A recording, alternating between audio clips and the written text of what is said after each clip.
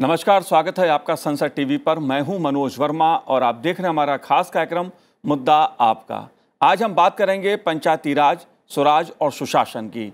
देश में 24 अप्रैल 2023 को 13वां राष्ट्रीय पंचायती राज दिवस मनाया गया। देश में 2.5 लाख से अधिक पंचायतें हैं।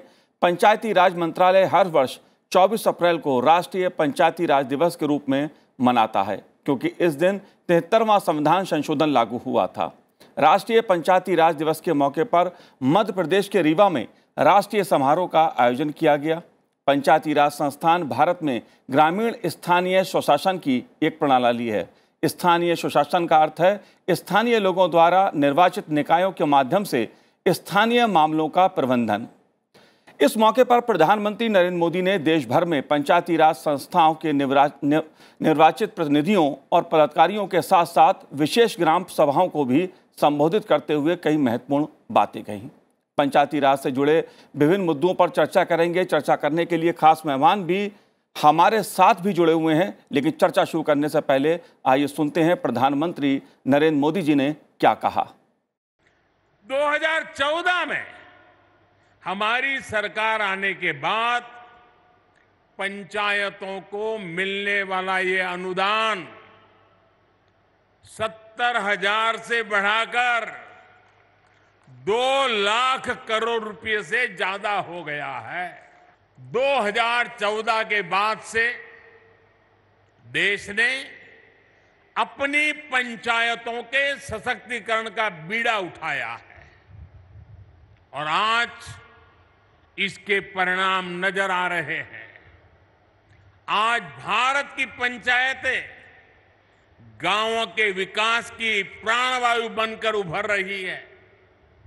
ग्राम पंचायतें गांव की आवश्यकता के अनुसार गांव का विकास करें, इसके लिए ग्राम पंचायत विकास योजना बनाकर काम किया जा रहा है।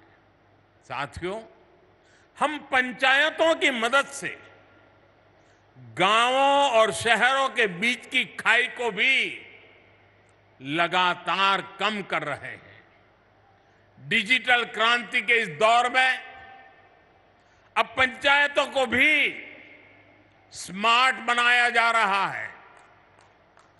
आज पंचायत स्तर पर योजनाएं बनाने से लेकर उन्हें लागू करने तक में टेक्नोलॉजी का भरपूर इस्तेमाल हो रहा है।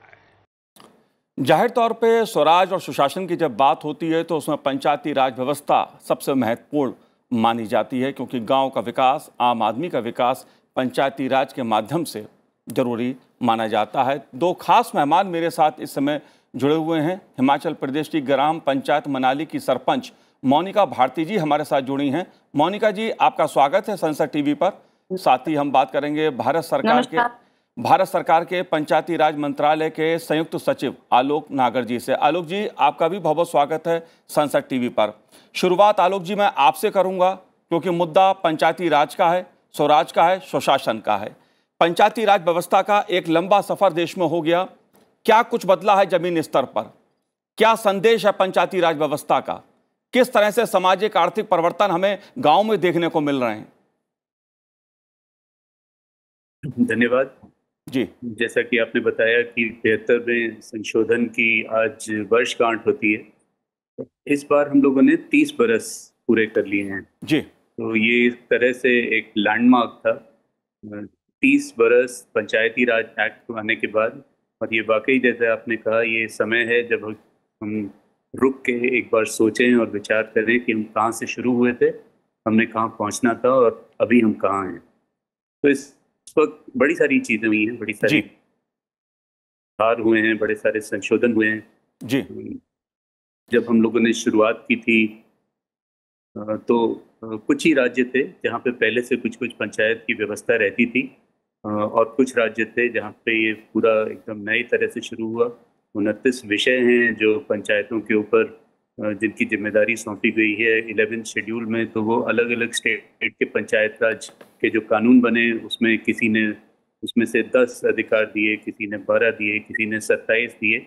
सब राज्यों ने उसमें अपना अलग अलग रास्ता अख्तियार किया। लेकिन जैसा कि अभी आपने बाइट में सुना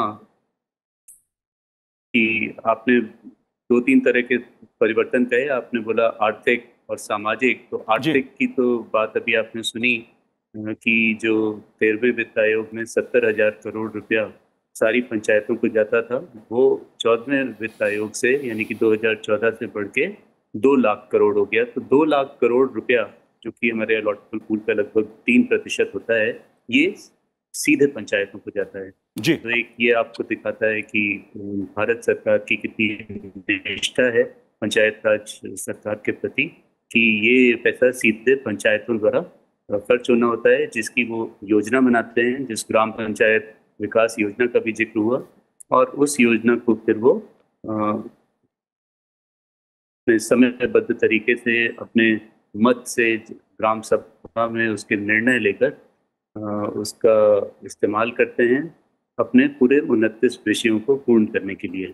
जी एक और बात जो आप पंचायतों की कर रहे थे, 15वें वित्त आयोग से जी जो 2020-21 से लागू हुआ, उसमें पंचायतों के अलावा जो ट्रेडिशनल लोकल बॉडीज होती हैं हमारे शेड्यूल 6 एरियाज की, वो भी इसमें सम्मिलित हुई, और साथ ही सम्मिलित हुए ब्लॉक और जिला पंचायतें। तो ब्लॉक पंचायतें, जिला पंचायतें, ट्रेडिशनल लोकल बॉडीज जिनकी संख्या लगभग 16,000 है, ये सब मिलके 2,78,000 अब इस तरह की बॉडीज हैं जी जिनको ये 15वें वित्त आयोग का जो राशि है ये सीधे उनके खाते में जाती है, जिसकी योजना निर्वहन सारा वो अपनी ज़रूरत के हिसाब से करते हैं। तो इसमें बड़ा सारा सुधार हुआ है। बाकी आपने दूसरे पैनलिस्ट को रखा है, वो जी बताएंगे बिल्कुल, कि मैं आपसे और भी चीजें उनका समझने की इसमें क्या मानना है, वो बिल्कुल सुधार हुआ है। मैं आपसे और भी बातें समझने की कोशिश करूंगा कि किस तरह से डिजिटल इंडिया का जो असर है, जो कार्य है, वो पंचायती स्तर पे हमें कैसे देखने को मिल रहा है, कैसे ई गवर्नेंस के जरिए एक बड़ा परिवर्तन देखने को मिल रहा है। लेकिन मोनिका जी, मैं आपसे जानना चाहूंगा, क्योंकि महिला सशक्तिकरण पर प्रधानमंत्री नरेंद्र मोदी जी का खासा जोर रहा है, उनकी सरकार का खासा जोर रहा है। आप कैसे देखती हैं इस सवाल को? जब हम महिला सशक्तिकरण की बात करते हैं पंचायती स्तर पर, क्या महिला सशक्तिकरण की जो बात होती है वो जमीन पे हमें दिखाई दे रही है? क्या परिवर्तन आप देखती हैं, क्या परिवर्तन आपने महसूस किया? महिला सशक्तिकरण तो हो रहा है, तभी आज हम महिलाएं पंचायतों में 50% पर चली हुई है जी कि महिला हर वर्ग को अपने साथ आगे लेकर जो है पंचायतों में बढ़ रही है, खंड स्तर पर बढ़ रही है, जिला स्तर पर बढ़ रही है। तो महिला सशक्तिकरण तो जमीन स्तर से हो रहा है, और महिलाएं जो है अपने कार्यों को अच्छे से निभा भी रही है।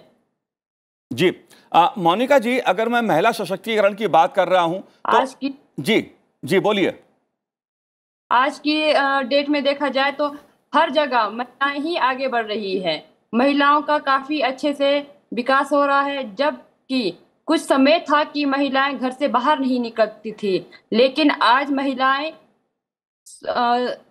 पूरी स्वतंत्रता से पूर्णतः घर से बाहर निकलती है, अपना घर का कार्य भी करती है, पंचायतों को संभाल रही है, जिला को संभाल रही है। हर हर श्रेणी में महिला जो है आगे बढ़कर कार्य कर रही है।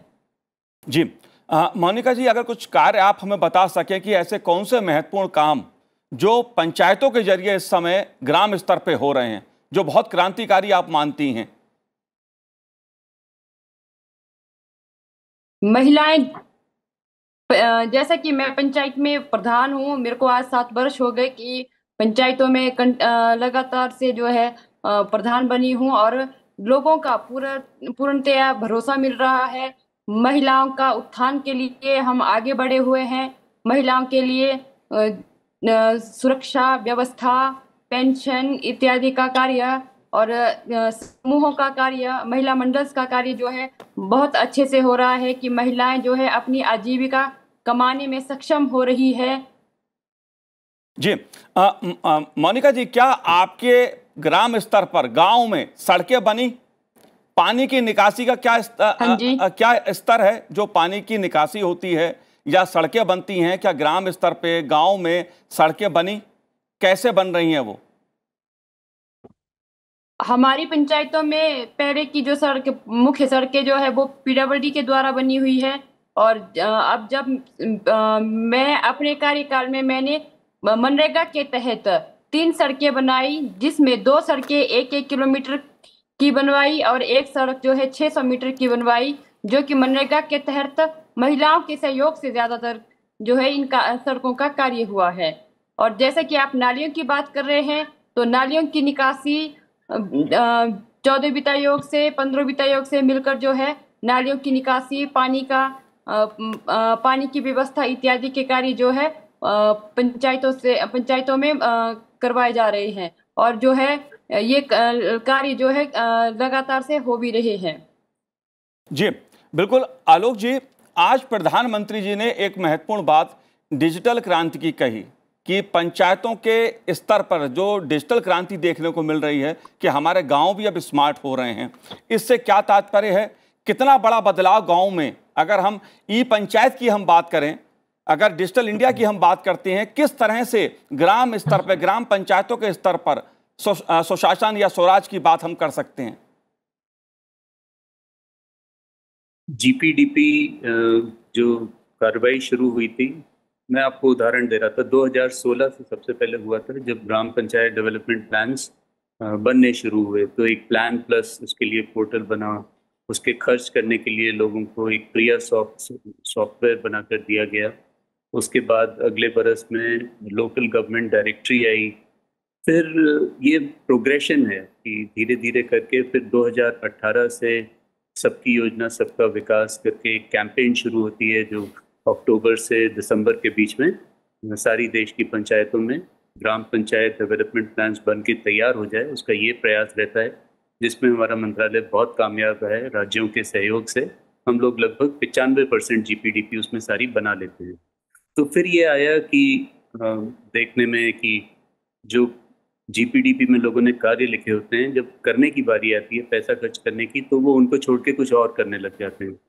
तो फिर ये हुआ कि उस पर कुछ पक्ष जो हैं पंचायतों के, वो छूट जाते हैं जी। जिन कामों में हो सकता है कि उतनी कैपिटल इन्वेस्टमेंट ना चाहिए हो, लेकिन उससे लोगों का बड़ा फायदा होता है। तो उसके लिए फिर हम लोगों ने इसको जोड़ के 2020 में ई ग्राम स्वराज शुरू किया, जिसमें ये प्लानिंग वाला जो मॉड्यूल और खर्च करने का जो आपका अकाउंटिंग सिस्टम, इसको इंटीग्रेट कर दिया कि आप उसी एक्टिविटी को कर पाएँ जिस एक्टिविटी को आपने अपनी योजना में शरीक किया है। अगर आपने कोई और काम करना है तो आपको उस एक्टिविटी को रद्द करके फिर कोई नई जोड़नी होगी। तो ये एक धीरे धीरे करते करते, और पंचायतों ने इसमें बड़ा सहयोग दिया। बड़ी सारी जगह होती हैं जहाँ पे इंटरनेट कनेक्टिविटी बराबर नहीं होती है, लेकिन बराबर फिर एक बड़ा परिवर्तन आया जबकि चेक से हम लोगों ने डिस्पेंस कर दिया सिस्टम को। अब जो सारी पेमेंट्स होती हैं पंचायतों की, वो पीएफएमएस गेटवे के द्वारा होती हैं।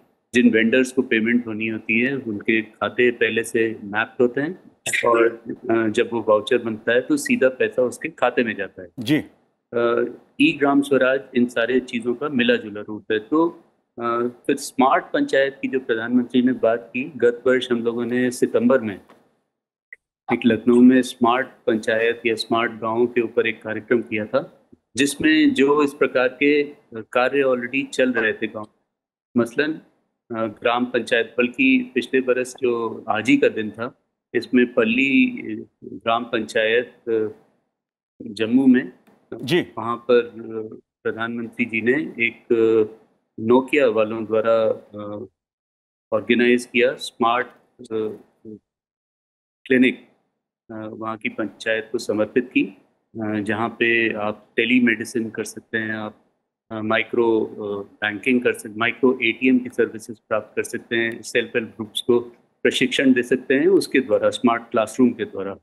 तो उस सितंबर वाले आयोजन में ऐसी बड़े सारे प्रयोग जो अलग अलग राज्यों में छोटे छोटे इलाकों में चल रहे थे, उसको हमने एक प्लेटफॉर्म पे लाके लोगों को बताने का प्रयास किया, जिसके बाद बड़े सारे लोगों ने उसे लेके, जैसे कर्नाटक में एक लाइब्रेरी का बड़ा अच्छा काम होता है जी, कि लोगों के पास घर में पढ़ने की जगह नहीं होती है, किताबें तो होती है, आप बोलेंगे कंप्यूटर होता है, इंटरनेट होता है, सारी चीज़ें हैं, लेकिन आदमी को शांत वातावरण भी चाहिए। तो उसके लिए कर्नाटक में एक लाइब्रेरीज के ऊपर बड़ा अच्छा काम हुआ है। तो ये सारी चीज़ें हम लोगों ने वहाँ 2 दिन के अंतराल में सबके सामने रखी, और उसे वापस ले जाके लोगों ने अपने अपने तरीके से उसे ढालकर अपनी पंचायतों में लागू किया। तो ये स्मार्टनेस यही चीज़ है। एक और बात बोली माननीय प्रधानमंत्री जी ने आज की, गांव और शहर के बीच की खाई को कम करना है। जी, तो क्यों गांव गांव है, क्यों लोग गांव छोड़ के शहरों की तरफ जा रहे हैं? कोई सुविधाओं की कमी है और वो सुविधाएं लोगों को वहीं मिलने लग जाएं। ये बात खासकर आप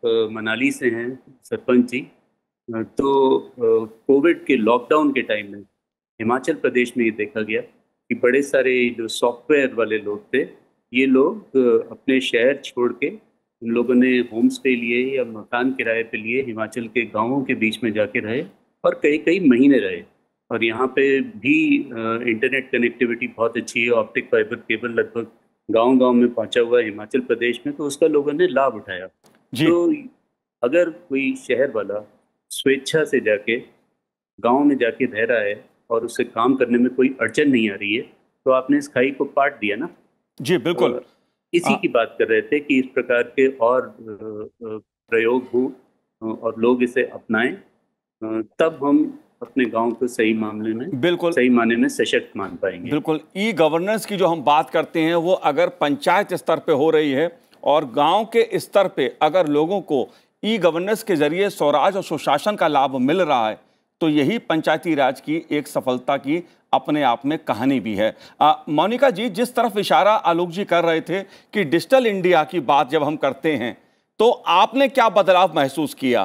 क्योंकि बड़े बड़े क्रांतिकारी परिवर्तन हुए, सीधे अब पैसा दिल्ली से चलता है, किसी भी आम आदमी के खाते में सीधे पहुंचता है, गांव के किसान को सीधे पैसा उसके खाते में पहुंचता है। इस बदलाव को आप कैसे देख रही हैं? जी, ये बदलाव हुआ और ये बदलाव बहुत अच्छा है कि लोगों को जो है खातों में डायरेक्ट पैसा पड़ता है। जैसा कि आलोक नागर जी ने हमें बताया कि जो ये बात कर रहे थे पीएफएमएस की, हाँ, ये जो है लगभग हमारी पंचायत में भी 4 साल से चला हुआ है कार्य कि वेंडर क्रिएट, पहले दिन वेंडर क्रिएट हो जाएगा और दूसरे दिन जो है जो पेमेंट उसकी होगी तो वो डायरेक्ट उसके खाते में चली जाती है। बैंक जाने का जो सिरा है वो बैंक जाने की जरूरत नहीं पड़ती है और बैंकों के चक्कर काटने की जरूरत भी नहीं पड़ती है। तो जो ई पंचायतें चली हुई है तो इसमें कार्य करने में शुरू में लोगों को थोड़ी दिक्कत आई, लेकिन जब ये कार्य करना शुरू हो गया तो काफी इजीली से जो है पंचायतों का कार्य इससे हो रहा है। जी, अगर बात मैं महिला मित्र गांव की करूं मोनिका जी, तो आपके यहाँ महिला मित्र गांव की स्थिति क्या है? हमारे यहाँ पर गांव में महिलाओं की स्थिति बहुत अच्छी है और गांव में जो है हमारे पास महिलाएं जो है अपनी आजीविका, मैक्सिमम जो ज्यादातर महिलाएं जो है खुद ही अपनी आजीविका कमाती है। ये पर्यटन स्थल है और यहाँ पर जो है टूरिस्ट आता है और टूरिस्ट के लिए कई एक्टिविटीज होती है जिसमें महिलाएं जो है बढ़ चढ़ कर भाग लेती है और जो वो अपनी आजीविका स्वयं कमा लेती है। और इसमें जो है NRLM के तहत जो ग्रुप्स वगैरह बने हुए हैं उसका भी काफी फायदा जो है महिलाओं को पहुंचा है।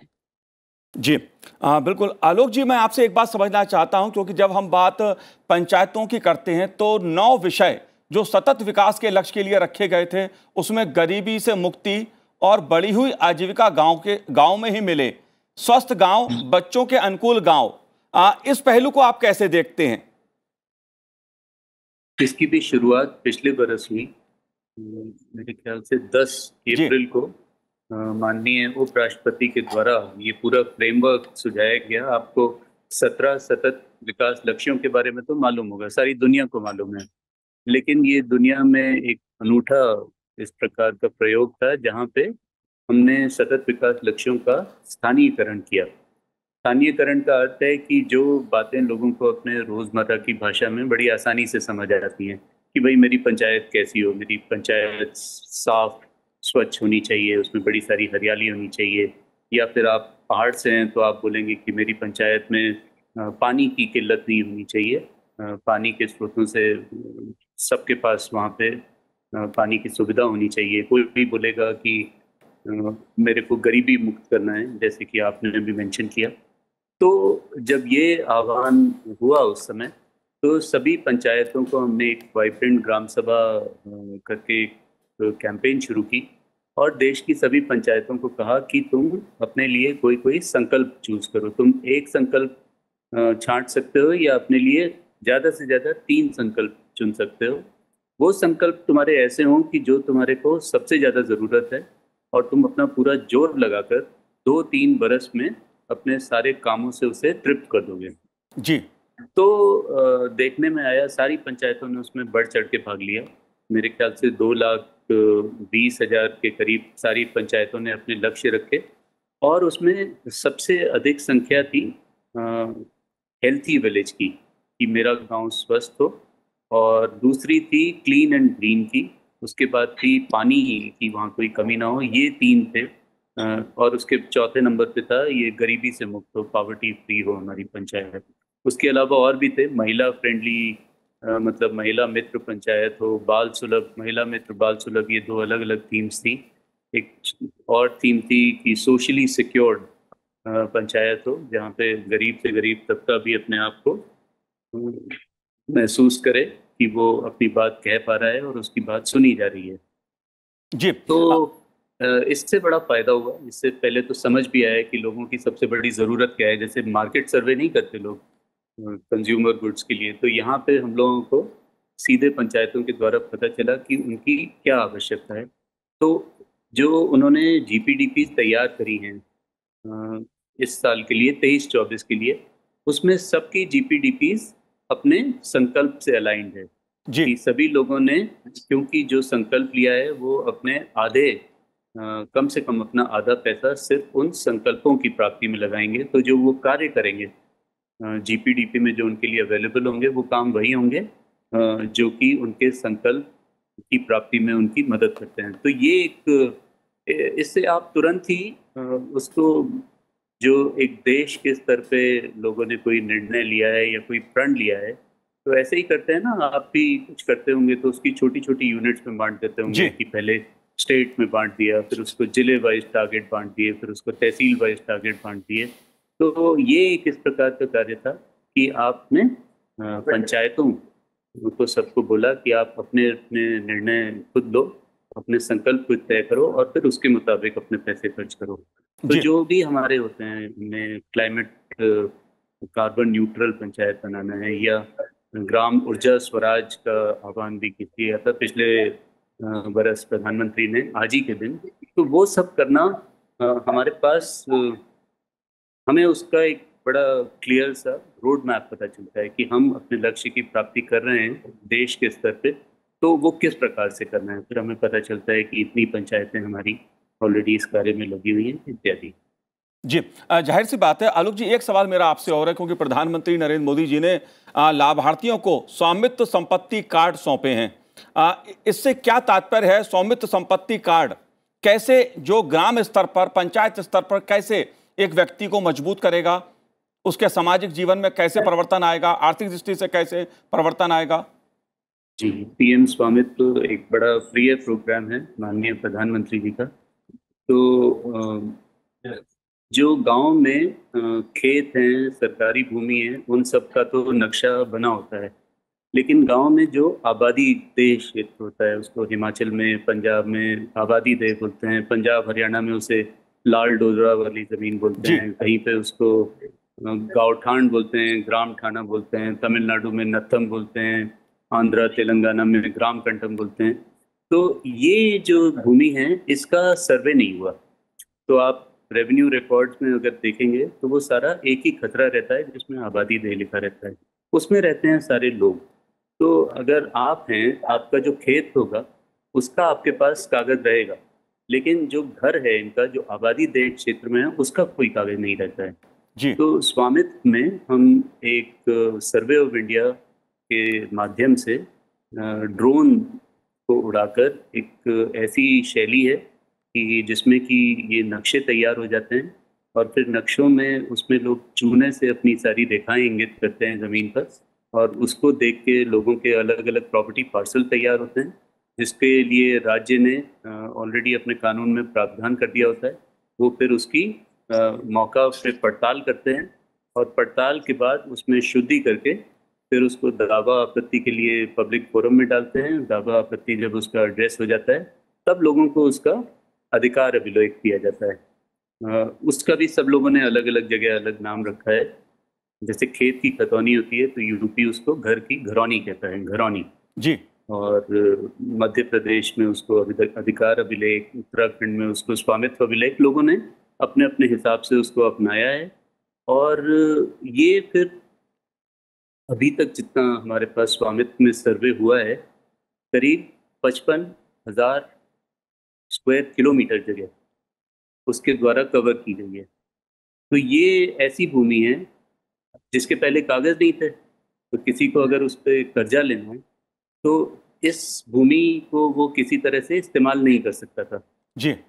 अब ये पॉसिबिलिटी उसके लिए खुल गई है कि द्वार, क्यों? क्योंकि उसके पास सरकार का दिया हुआ एक कागज है कि मैं इस भूमि का स्वामी हूँ जी। एक तो हुआ ये व्यक्तिगत फायदा इंडिविजुअल का, एक होता है पंचायत का। आप बोलेंगे पंचायत ये काम क्यों कर रही है, हमारा काम थोड़ी नहीं है जमीन को नापते फिरें।